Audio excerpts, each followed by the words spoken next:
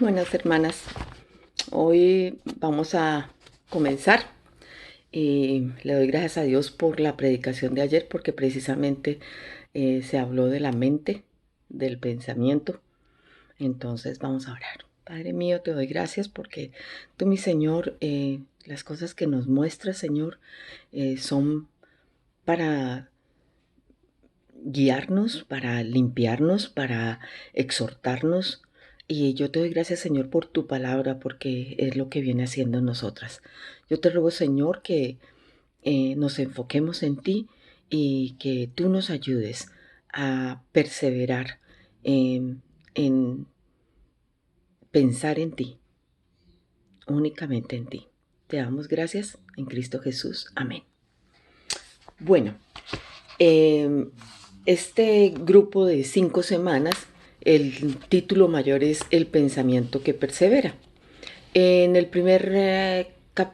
primera semana de estos últimas 5, estuvimos viendo el versículo: tú guardarás en completa paz aquel cuyo pensamiento en ti persevera, porque en ti ha confiado. Isaías 26:3. Luego lo vimos desde un punto de vista del Nuevo Testamento, y en el Nuevo Testamento vimos el versículo de 2 de Corintios 10:5, derribando argumentos y toda altivez que se levanta contra el conocimiento de Dios y llevando cautivo todo pensamiento a la obediencia de Cristo. Ese versículo ayer lo nombró el pastor en su enseñanza. Hoy nos vamos a dedicar a meditar en cómo derribar los lugares altos. Ya vimos la semana pasada y antepasada qué pasaba con los lugares altos, que en el Antiguo Testamento, cómo se ven. Entonces el versículo para esta semana, o el tesoro de hoy, es: así que tus enemigos serán humillados y tú hollarás sobre sus alturas. Deuteronomio 33:29. Y la autora nos invita a que veamos una pequeña forma de cómo empezar a trabajar en derribar estos lugares altos o estos pensamientos que tenemos que no debemos tener. Ayer también en la predicación se dieron unas citas bíblicas y una forma de cómo uno entregarle todo esto a Dios. Así es que tomémoslo como un complemento y como cuando vienen dos lecciones del mismo tema, creo que el Señor quiere hablarnos definitivamente sobre el tema de nuestra mente. Entonces, ella muestra unas ilustraciones. Es una forma de ver cómo el viaje de ser cautivos de nuestros pensamientos a llevar nuestros pensamientos cautivos a Cristo. Entonces, la ilustración es un poquito curiosa. La primera se llama reconocer a nuestro captor. Imagínense quién es. El segundo paso es estar de acuerdo con Dios. El tercero, arrancar las mentiras. El cuarto, levantar la verdad. Y el quinto, doblegar el pensamiento ante la verdad. Y dice que este proceso que vamos a estudiar se puede aplicar para cualquier cosa que esté cautivando nuestros pensamientos. Hay veces pensamos que solamente son los pensamientos, los deseos de la carne o las cosas sexuales que harían que sean unas cosas malas que pensamos, pero no. Hay veces simplemente meditar en anhelar las cosas del prójimo. ¿Cuántos de nosotros hemos, uy, si yo fuera como tal? Ay, si a mí me dieran la oportunidad de ser como él o como ella, y deleitamos nuestro pensamiento en todo eso. ¿Qué sería así? Entonces Dios no quiere que evitemos cualquier pensamiento sobre algo o alguien que no sea Él. Lo que desea es mantenernos libres, ayudándonos a lograr la victoria sobre las cosas que capturan nuestros pensamientos. ¿Cuál es la diferencia entre pensamientos casuales y pensamientos cautivadores? Entonces, pensamientos casuales son sin intención previa. Simplemente lo tuve y de pronto pasó. Pero los cautivadores son aquellos que producen una influencia irresistible, te atraen. Entonces, en muchas ocasiones nosotros comenzamos con un pensamiento casual y después se nos convierte en un pensamiento cautivador. Naturalmente, esto es lo que nos sucede. Em, Sin embargo, tenemos que tener cuidado porque tal vez cuando estemos en el primer paso de los pensamientos simplemente casuales, si le obedecemos a Cristo en sujetar nuestros pensamientos a la obediencia de Él, sin lugar a dudas que podríamos parar ahí y no tener esos pensamientos cautivadores. Pero precisamente esa es nuestra carne, nos lleva para allá. Hay varios ejemplos de cuáles pueden ser pensamientos casuales que se pueden convertir en cautivadores. Uno es la pérdida de un ser amado. Por ejemplo, la pérdida de seres amados durante el COVID produjo en muchas personas mucha depresión porque las personas esperaban que su muerte fuera normal como la del resto de la gente. Tienen X causa de muerte y después de X causa de muerte pueden reunirse con su pariente, darle la última despedida y pueden hacerle un funeral y bueno, tantas cosas. Infortunadamente muchas personas murieron solas o con la mano agarrada a una enfermera y esos fueron sus últimos momentos, no con su familia. Y su familia no pudo disfrutar de estar ese tiempo con la persona que estaba enferma.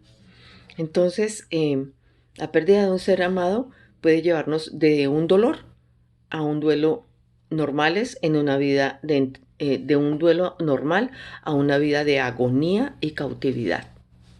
Y eso es cierto. Muchas personas, dice, no todos pensamientos cautivadores provienen de experiencias dolorosas. Satanás es mucho más astuto que eso.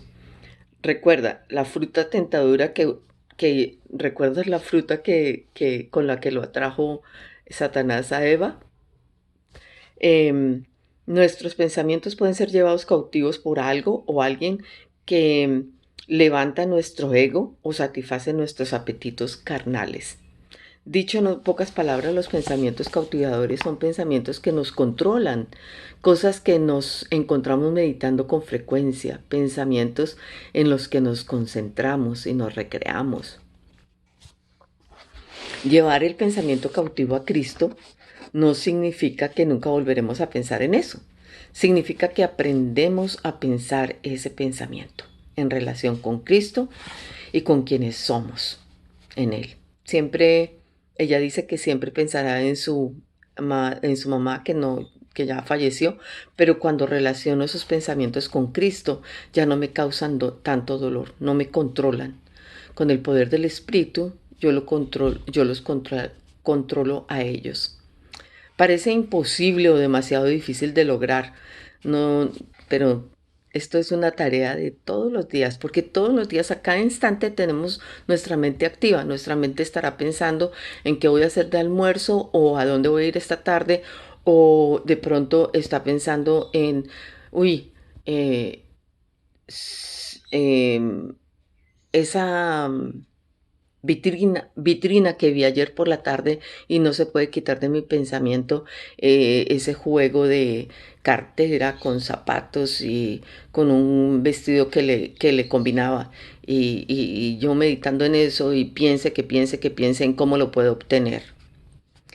Y dice que no nos demos por vencidas, que sin lugar a dudas es un trabajo arduo. Em, y lo más importante es creerle a Dios. También estuvimos viendo esa parte desde el principio de nuestro estudio. Nosotras le creemos, pero como a medias. Entonces, lo que necesitamos en este momento, antes que la competencia se vuelva dura, es una inyección de aliento.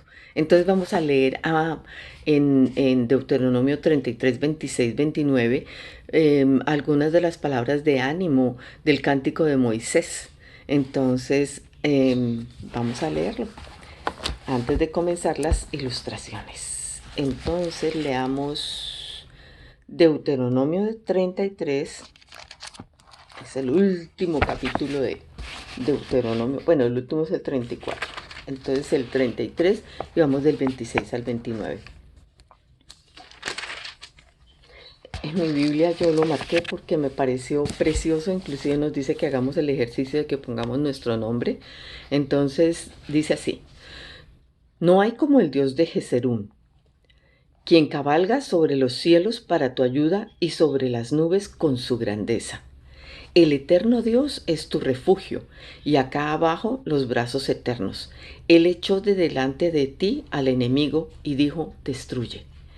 E Israel habitará confiado, la fuente de Jacob habitará sola en tierra de grano y de vino, también sus cielos destilarán rocío. Bienaventurado, oh Israel, ¿quién como tú, pueblo salvo por Jehová, escudo de tu socorro y espada de tu triunfo?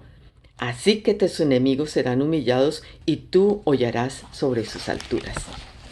Pero no solamente nos invita a leer este pensamiento, a leer este versículo, sino que también concentremos nuestro pensamiento en Romanos 8:37. Romanos 8:37. Y dice así: antes, en todas estas cosas somos más que vencedores por medio de aquel que nos amó. Recordamos ese versículo de que nada nos puede detener porque Él es el que nos da la victoria, no nosotras. Nosotros pensamos, pero mis pensamientos son terribles. Si se imaginara alguien lo que he estado pensando. Pero el Señor puede reemplazar esos pensamientos con pensamientos que son agradables a Él y que producen en nosotros el querer estar más apegadas a Él. Entonces vamos a ver las ilustraciones a las que nos invita Beth Moore como una forma de empezar a trabajar en nuestro pensamiento. Primero, reconocer a nuestro captor. En esta ilustración muestra al creyente cautivo de pensamientos controladores. La cruz muestra que conoce a Cristo. O sea, está una persona arrodillada y enfrente hay como una reja de las de prisión y al otro lado está la cruz. Entonces dice así: pero algo se ha interpuesto entre él y el Señor. Es algo que ha llegado a ser tan grande en realidad que se ha convertido en su captor y el creyente se ha convertido en su prisionero. Muchos de nuestros captores más grandes comienzan con semillas en nuestro pensamiento, pero los regamos y cuidamos meditando constantemente en ellos hasta que llegaron a ser tan grandes como gigantescos pinos. ¡Qué peligro con nuestra mente! ¡Qué peligro! Al final del video voy a mandar fotos de cada uno de las ilustraciones que ella manda, porque obviamente aquí no tengo cómo mostrárselas, pero les voy a mandar fotos y en ese momento pueden ver cada ilustración y cómo se refiere a ella. Otras veces una circunstancia repentina o desafortunada hace que aparezca directamente un árbol ya crecido. Una muerte repentina, que ya hablamos de ella en la familia, o el diagnóstico de una enfermedad terminal pueden ser ejemplos de pensamientos abrumadores que crecen rápidamente hasta ser árboles bien desarrollados. Sea que el captor haya comenzado con una semilla o con un árbol, su fuerza destructiva adopta el tamaño que ocupa en su mente. Una vez más quiero enfatizar que una mente que persevera no es cuestión de negación. Todo lo contrario, comienza admitiendo la verdad. Con nuestra cooperación, Cristo comienza a quitar el poder de los pensamientos controladores de manera que ya no tengan poder destructivo sobre nosotras. Veremos el importante rol de la admisión en contraste con la negación en la ilustración número 2. Entonces, un pequeñísimo ejemplo de alguien con una enfermedad que la sorprendió. Eh, una amiga de mi amiga Nonia, que alguna de ustedes la conocen, está ahí en la iglesia y es mi amiga más antigua aquí en Estados Unidos, cristiana, que nos conocimos en San Diego, y ella camina porque le gusta caminar 5 millas cada día con una pareja y esta pareja son católicos. Inclusive han asistido a la iglesia a ayudar a Nonia cuando hay actividades y ella le ayudan a Nonia a hacer cosas a pesar de que no son creyentes, son súper católicos. Entonces a ella le diagnosticaron el cáncer y eh, se lo diagnosticaron en nivel 3. Ha estado hospitalizada sola en esta época con COVID. Le dio un estado depresivo terrible porque ella no podía admitir que le hubiera llegado eso a ella. Estuvimos visitándola, Héctor estuvo hablándole de Cristo, de cómo puede ella ser liberada de esos pensamientos, porque tiene pensamientos inclusive, eh, dice que de cosas malignas. Entonces, cuánto lo lamentamos de que no conocen la verdad y no se pueden soportar en ella. Pero a pesar de que este es el ejemplo de una persona no creyente, los creyentes también caemos en eso.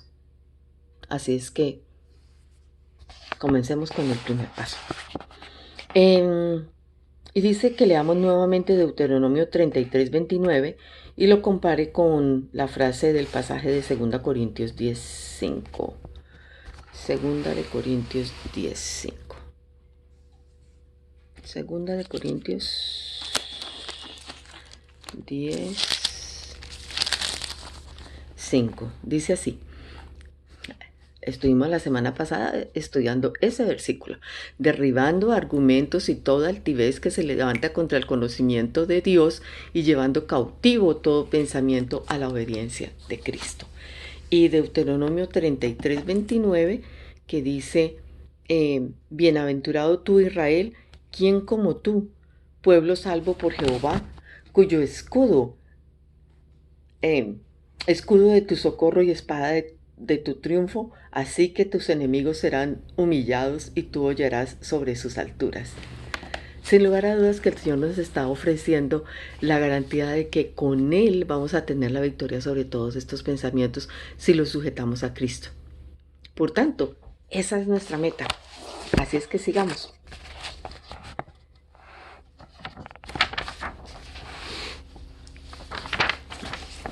Dice la autora. Mire nuevamente el día 2 y refresque en su memoria la definición de que se levanta en la frase 3. El pasaje entero dice, derribando argumentos y toda altivez que se levanta contra el pensamiento de Dios y llevando cautivo todo pensamiento a la obediencia de Cristo. Entonces, en el día 2,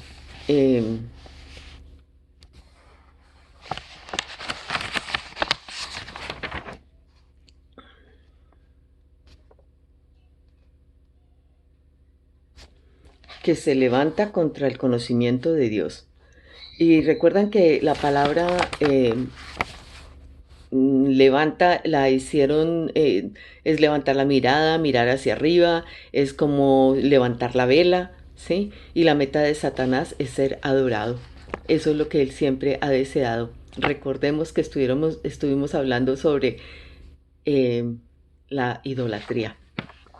Y precisamente aquí están varios casos de los cuales nosotras estuvimos estudiando, ¿sí? Y vamos a tomar 2 ejemplos para concentrarnos después en el resto de las ilustraciones. Dice, lea Números 33:50. Números, voy para Números 33.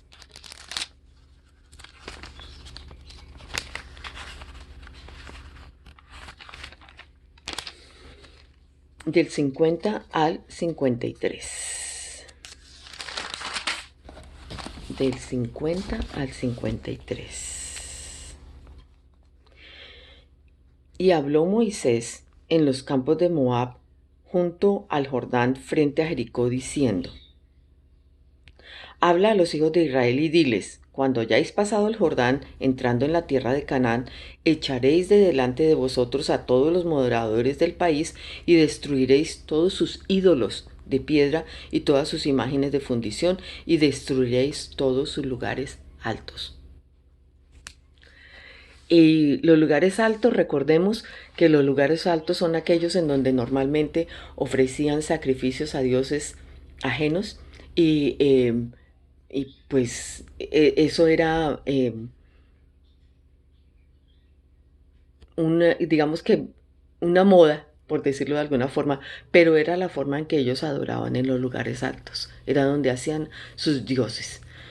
Entonces, aquí dice que por favor, cuando entren al país, entonces echaréis de delante de vosotros a todos los moradores del país y destruiréis todos sus ídolos de piedra y todas sus imágenes de fundición y destruiréis todos sus lugares altos. Vamos a ver qué más pasó. Lea Reyes 12:3. Reyes. Segunda de Reyes. Segunda de Reyes 12:3.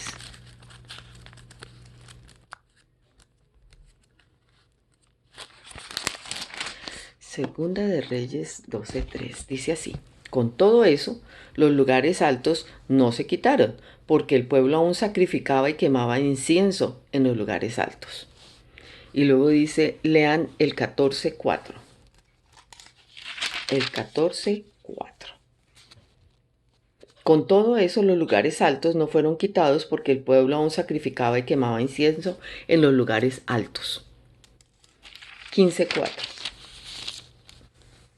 Con todo eso, los lugares altos no se quitaron porque el pueblo sacrificaba aún y quemaba incienso en los lugares altos.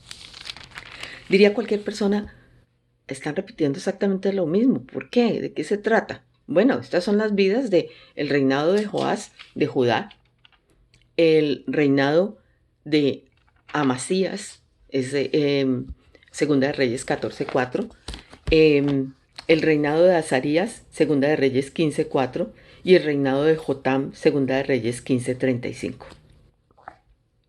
Todos estos reyes hicieron exactamente lo mismo. A pesar de que algunos de ellos de pronto hacían cosas buenas para Dios, no quitaron los lugares altos. Permitieron que allí continuaran haciendo adoración. En el Antiguo Testamento los lugares altos eran básicamente monumentos idolátricos. Algunos de los reyes, que en otros aspectos siguieron los caminos de Dios, mantuvieron en pie esos lugares. El resultado fue un reinado en que los hijos del mismo pueblo eran sacrificados ante el altar. ¡Qué abominación debe haber sido esto para Dios! De la misma manera, muchos creyentes que sirven y tienen afecto genuino por Dios pasan por alto y no derriban los lugares altos que hay en sus vidas. La palabra de Dios nos exhorta a derribar argumentos y toda altivez que se levanta contra el conocimiento de Dios, llevando cautivo todo pensamiento a la obediencia de Cristo. Esa altivez son las personas, cosas o circunstancias que crecen más en nuestro pensamiento que Dios. ¿Cuántas de ellas tenemos? Y todas tenemos al menos una. Y nos hace una pregunta, dice, ¿por qué cree usted que nosotros como los antiguos israelitas tendemos a evitar enfrentarnos a esos lugares altos en nuestras vidas? Porque los hemos convertido en ídolos. ¿Qué cree que podría pasar en nuestras vidas en la próxima generación si no nos ocupamos de derribar los lugares altos o las fortalezas? Depravación total. Y aquí dice, podemos comparar nuestras fortalezas con los lugares altos de Israel en la antigüedad.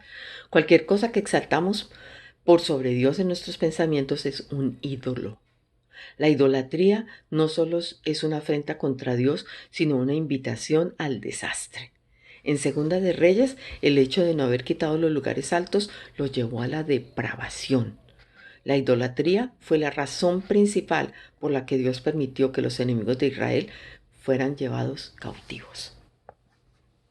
Nunca olvidaré cuando comprendí que una persona a la que yo no podía perdonar se había convertido en un ídolo para mí a causa de mi falta de perdón. Humanamente hablando, esa persona ni siquiera me caía bien, pero Satanás atrapó mis pensamientos hasta que toda esa situación me sacó del foco y por lo tanto se convirtió en un ídolo para mí. ¿Qué podemos decir de eso? Vamos a hablar de la ilustración estar de acuerdo con Dios.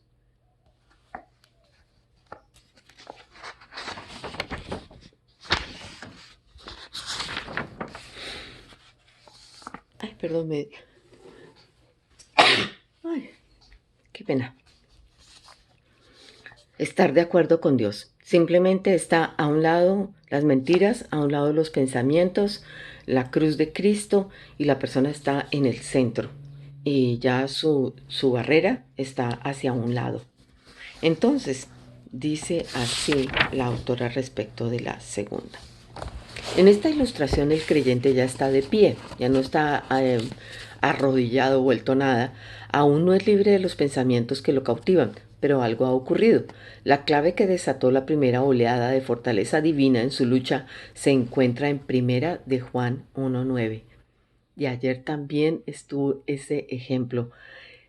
Si confesamos nuestros pecados, Él es fiel y justo para perdonar nuestros pecados y limpiarnos de toda maldad. La confesión, cuando reconocemos que tenemos esos ídolos, esas fortalezas, esos lugares altos, llamémoslos como los queramos llamar, que están por encima de Dios, y los confesamos ante Dios, Él empieza su obra redentora, no de la salvación, sino de librarnos de esos pensamientos que siempre nos están cautivando y llevando presos. Confesión. Va a ser un ejercicio, vamos a orar en este momento para que el Señor nos ayude en este proceso. Padre mío, reconozco que también en mí hay ídolos, fortalezas y lugares altos que necesitan ser entregados a ti. Por tanto, mi Señor, yo me someto a ti para que tú continúes haciendo tu obra en mí. Te oro por mis hermanas, todas las que van a escuchar este video, que igual ellas se pongan a cuentas contigo. Gracias, Señor. En Cristo Jesús. Amén.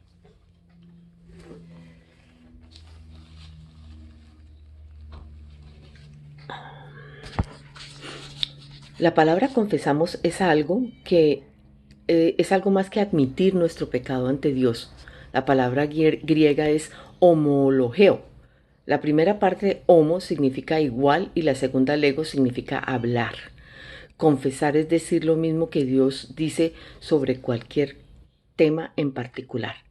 El primer paso hacia la libertad es estar de acuerdo con Dios en el pecado personal.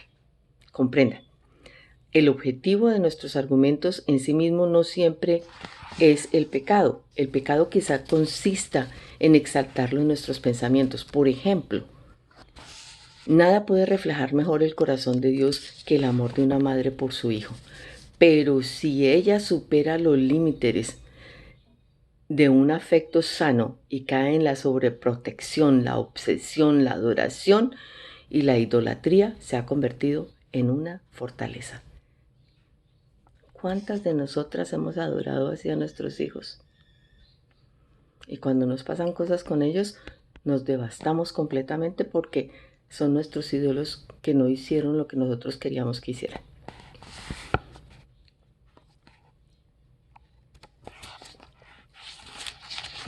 Vamos a verla. Y dice así, avancemos dolorosamente un paso más en esta misma relación. Nada puede ser más natural que el hecho de que un padre lamente la pérdida de un hijo. Pero si 10 años después él aún está completamente consumido por la pérdida y la amargura, ha eclipsado toda sanidad y todo consuelo, este hombre ha levantado una fortaleza que lo separa de un duelo sano y una restauración gradual. El enemigo aprovecha las emociones normales de amor o pérdida y las hará crecer más allá de proporciones normales. Ellas pueden consumirnos la vida si no tomamos conciencia de los planes de Satanás. Amar nunca es pecado, pero la obsesión que surge de poner a algo en lugar de Dios es pecado. De la misma manera, el dolor nunca es pecado, pero no permitir a Dios que ministre, consuele y dé sanidad a medida que pasa el tiempo, sí lo es. Cualquier cosa que nos robe lo que Dios tiene para nosotros puede ser considerado pecado. Lo digo con compasión, pero debo decirlo, porque muchos de nosotras quizás no reconozcamos cómo Satanás se ha aprovechado de nuestras emociones normales y sanas. Nos es fácil aceptar que el adulterio, el robo, el asesinato son pecados, pero muchas veces no nos damos cuenta de que cualquier cosa que permitamos que se interponga entre nosotros y la gloriosa obra de Dios también es pecado. El primer paso para la libertad es estar de acuerdo con lo que dice la palabra sobre su fortaleza o su lugar alto, destruirlo. Como puede ver en la ilustración del creyente, aún no está completamente libre de la cautividad, pero ya no está inclinado ante el enemigo de sus pensamientos.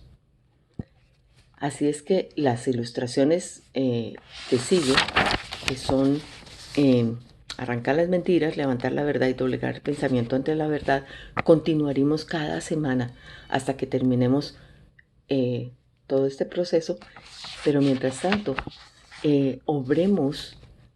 hagamos el primer paso realidad en nuestras vidas. Hagamos ese inventario que hicimos algunos de los que estábamos en la clase del domingo, o si no lo hemos hecho, hacerlo esta semana y mirar cómo estamos con Dios y cómo están nuestros pensamientos. Y lleguemos a ese momento de la confesión y la entrega de todos estos pensamientos tenebrosos, algunos de ellos, a la obediencia de Cristo. Bueno, eso es lo de esta semana.